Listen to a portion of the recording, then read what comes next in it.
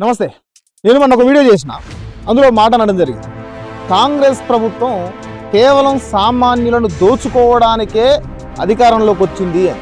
Right?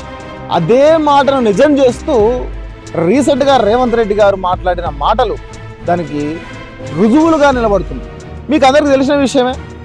చలాన్ల విషయంలో రేవంత్ రెడ్డి గారు ఏమంటున్నారంటే, కొత్తగా ఏదైనా బండి కొంటేట దా బండి రిజిస్ట్రేషన్ చేసేటప్పుడే బ్యాంక్ అకౌంట్ దానికి అటాచ్ చేయాలట.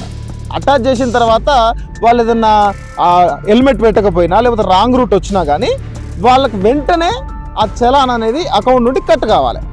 ఏం ఐడియా! సినిమాలు బాగా చూస్తట్టుంది రేవంత్ రెడ్డి గారు. అందుకని అద్భుతమైనటువంటి మాట మాట్లాడారు. మనం మాట్లాడదాం దాని మీద. ఈ మాట అనడానికి ముందు, ఈ చలాన్లు కట్ చేయాలనే ఆలోచన రావడానికి ముందు, ఇంత మంచి ఆలోచన రావడానికి ముందు నేను కొన్ని ప్రశ్నలు వేస్తాను రేవంత్ రెడ్డి గారు. దీనికి సమాధానం చెప్పగలిగితే మీరు తోపింగా. ఇప్పుడు మీరు అన్న మాట ఏంటంటే, రాంగ్ రూట్ రోడ్ రావడం వల్ల, హెల్మెట్ పెట్టుకోకపోవడం వల్ల చాలా యాక్సిడెంట్లు జరుగుతున్నాయి, ఇతరులు ఇబ్బంది పడుతున్నారనే కదా మీరు చెప్పింది. సార్, నాకు అర్థం కాదు. రోడ్లు చండాలంగా ఉండి గుంతల రోడ్లు ఉన్నప్పుడు ఏ వాహనదారుడికి ఇబ్బంది కలుగుతలేదా? ఏ సామాన్యుడికి, నడిచేటటువంటి సామాన్యుడికి ఇబ్బంది కలుగుతలేదా? మరి అదెందుకు మీరు ఆలోచించరు? అంటే సామాన్యుడి నుండి దోచుకోవాలనే ఆలోచన కాకపోతే, మీకు నిజంగా ప్రజల మీద చిత్తశుద్ధి ఉంటే, పరిపాలన మీద చిత్తశుద్ధి ఉంటే, ప్రజల క్షేమంగా మీరు కోరుకుంటే, సామాన్యుడు బాగుపడాలనే ఆలోచన కనుక మీకు ఉండుంటే, మరి రోడ్ల విషయం ఎందుకు సార్ మాట్లాడరు? ఎందుకు మాట్లాడరు? రోడ్ల మీద వెళ్ళే సామాన్యుడేగా.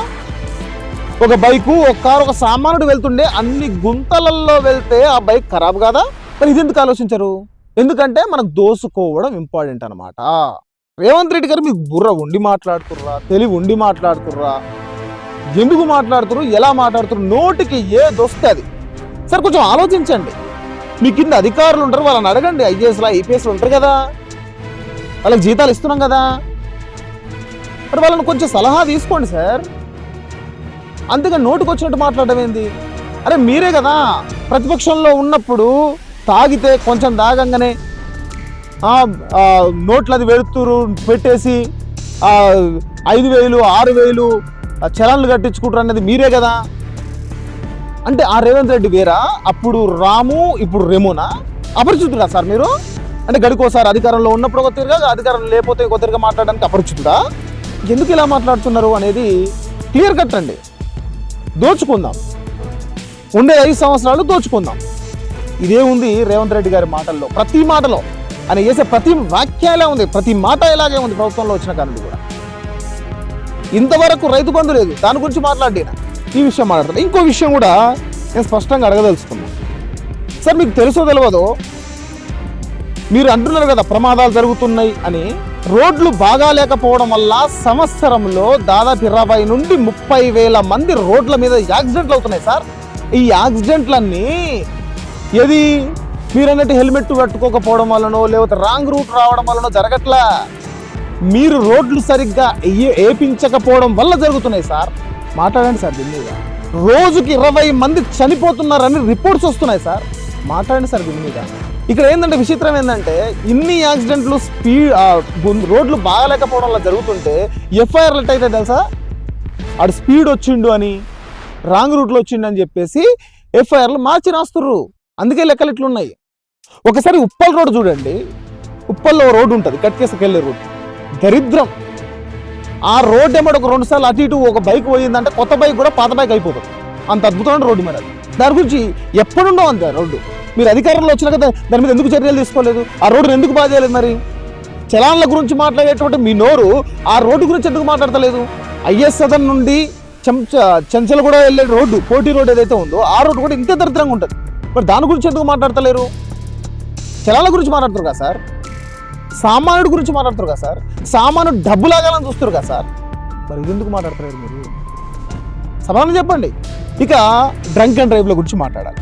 మీకు నిజంగా డ్రంక్ అండ్ డ్రైవ్లో దొరకొద్దు, లేకపోతే ప్రజలు ఇబ్బంది పడుతున్నారు అనుకున్నప్పుడు వైన్స్ తొందరగా క్లోజ్ చేసేయండి, ఓపెన్ అయిపోద్ది. వైన్స్ పెడతావు, వైన్స్ పెట్టి ఆ వైన్స్ పక్కనే డ్రంక్ అండ్ డ్రైవ్ పెడతావు. దేనికి? ఆడ తాగు, ఈడ పైసలు కట్టు. ఆడ తాగుడు కాడ పైసలు పోవాలి, ఈడ డ్రంక్ అండ్ డ్రైవ్ కాడ పైసలు పోవాలి. ఏం స్ట్రాటజీ సార్? ఆలోచించండి. ప్రజలను కష్టపెట్టొద్దని, మార్పు తీసుకొస్తారని, ప్రజల జీవితాలు మారుస్తారని కాంగ్రెస్ పార్టీని అధికారంలో తీసుకొచ్చాం. నిరుద్యోగత పోతుందని తీసుకొచ్చినాం, కానీ నిరుద్యోగులను జైలేస్తారు, ట్రాఫిక్ చలాన్ల విషయంలో మాట్లాడతారు. మీకన్నా తెలివైన ఎవరు రేరా సార్ బ్యాంకులకు అటాచ్ చేయడానికి? ఇంకెందుకు సార్ మీ సామాన్యుడంతా బండ్లన్నీ వదిలేసి రోడ్ల మీద కొంచెం అమ్మేస్తారు. కొనుక్కోండి. గవర్నమెంట్ పెట్రోల్ రేట్లు పెడితే మాట్లాడరు, దాని మీద ట్యాక్సీలు ఎక్కువేస్తారు. అంటే సామాన్యుడు బండి తోలొద్దు, హై లెవెల్ ఉండదు. అంటే నాకేమనిపిస్తుంది అంటే రేవంత్ రెడ్డి గారి మాటలు చూస్తుంటే తెలంగాణలో సామాన్యుడు ఉండొద్దు, కేవలం పేదోడే ఉండాలి. ఆ పేదోడు కూడా ఏం చేయాలంటే కేవలం ప్రభుత్వం ఇచ్చేటటువంటి తాయిదాలు ఏవైతే ఉన్నాయో ఆ ఫ్రీ స్కీమ్స్ మీద పడి బానిసలాగా బతకాలే. ఇదా సార్ మీరు రెడ్డి రాజ్యం? ఇదా సార్ దౌర్జన్య రాజ్యం? ఇదా నిరంకుశ రాజ్యం? మీరు పరిపాలన విధానం ఇలా ఉంది సార్. ఒకసారి మాట్లాడే ముందు కామన్ సెన్స్తో ఆలోచించి మాట్లాడాలి. మీరే అంటారు బ్యాంకుల నెంబర్ ఎవరికి ఇవ్వద్దని, మరి మీరే అంటారు బ్యాంకులు అటాచ్ చేయని. ఎప్పటికప్పుడు కట్ చేసుకునేంత దాని మీద ఉన్న కాన్సన్ట్రేషన్, దాని మీద ఉన్న ఏకాగ్రత మీకు రోడ్ల మీద ఉండదు, సామాన్య ప్రజల మీద ఉండదు, వైద్యం మీద కూడా ఉండదు. మరి ఇదే గవర్నమెంట్ ప్రైవేట్ హాస్పిటల్లో చాలా మంది చచ్చిపోతున్నారు కదా సార్, అధికమైనటువంటి ఫీజులు వసూలు దాని మీద ఎందుకు మాట్లాడరు మీరు? ప్రైవేటు వాటి మీద ఉన్న ఆసక్తి, ప్రైవేటోడి మీద ఉన్న ఆసక్తి సామాన్య ప్రజల మీద ఎందుకు లేదు రేవంత్ రెడ్డి గారు? మీకు అసెంబ్లీలో ఎంత మాట్లాడుతున్నారు సార్ మీరు? ఏ బాధ్యత ఉంది సార్ మీకు? ఏం మాట్లాడుతున్నారు? వచ్చి పెట్టేది అసెంబ్లీ 2-3 రోజులు, ఆడ బూతులు మాట్లాడుతున్నారు. మీకు భయం ఉందా? వాహనదారుడు సామాన్యుడు భయపెట్టాలని చూస్తున్న మీకు రాంగ్ రూట్లో రావాలంటే భయపడాలి, హెల్మెట్ పెట్టుకోవాలంటే పెట్టుకోకపోతే భయపడాలని ఆలోచించే మీరు, మీకేం భయం ఉంది సార్? అధికారులకేం భయం ఉంది సార్? మరి వాళ్ళని ఒకటి భయపెట్టాలి, మిమ్మల్ని ఒకటి భయపెట్టాలి. అధికారంలోకి వచ్చిన కాడ నుండి 6 గ్యారెంటీలు అమలు చేయని మిమ్మల్ని ఒకటి భయపెట్టాలి. కాబట్టి భయపెట్టాల్సింది ప్రజల్ని కాదు, మిమ్మల్ని. అధికారాన్ని భయపెట్టండి, సామాన్య ప్రజల పని సరిగ్గా చేయకపోతే అధికారులను భయపెట్టండి. ఇంతవరకు రైతు బంధు ఎందుకు రాలేదు సార్? ఇంతవరకు నిరుద్యోగ ఉద్యోగాలు ఎందుకు వేయలేదు సార్? మీకు భయం ఉందా? నిరంకుశత్వమా? రాజతంత్రమా ఇది? రాజులా మీరు? కాంగ్రెస్ పార్టీ వచ్చిన కారణం జరుగుతున్న దౌర్జన్యం కదా ఇది? ఇంకోసారి కాంగ్రెస్ పార్టీని ఎన్నిక చేయాలంటే భయం వేస్తుంది ప్రజలకి. అలాంటి పరిపాలన సాగిస్తుంది. మార్చుకోండి మీ విధానాలు, ఆలోచించండి మీ విధానాల గురించి. ఇంకా ఇదే విధానం మీరు కొనసాగితే డిపాజిట్లు గల్లంత అవుతాయి కాంగ్రెస్ పార్టీ. మీ మాటలను వెనకకు తీసుకోండి, విధానాలు మార్చండి, ప్రజల క్షేమం గురించి ఆలోచించండి. మీరు చేసింది ప్రజాక్షేమం కాదు. ఆటోమేటిక్గా డబ్బులు కట్ అయితే వచ్చే బాధలు సామాన్యుడికి తెలుసు. ఇప్పుడు కాబట్టి ఇప్పుడు కడుతున్నారు కదా చలాన్లు, ఎలాగో కడుతున్నారు కదా, సమయం ఉన్నప్పుడు కడుతున్నారు కదా, కట్టకుండా మీరు వదిలేస్తలేరు కదా.